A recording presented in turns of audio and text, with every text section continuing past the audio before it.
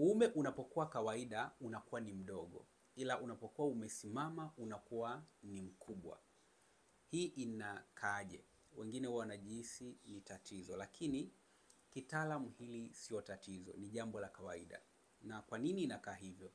Iko hivyo kwa sababu hii, ngozi ya uume imetengenezwa katika misingi ya kutanuka na kusinyaa, okay? Kutanuka huku na kusinyaa kunatokeaje? Iko hivi, unapopata hisia mwanaume, msisimko unatengenezwa kwenye maumbile yako ya kiume. Msisimko ule unapotengenezwa, ile mishipa ya damu ya artery inafunguka. Inapofunguka inaruhusu damu iingie kwenye uume. Damu inapoingia, mishipa ile ya damu inatanuka kutokana na kiwango cha damu kinachoingia kwenye uume. Hali ambayo inasababisha maumbile yako ya kiume yatanuke. Yanapotanuka lazima yatakuwa kidogo, okay?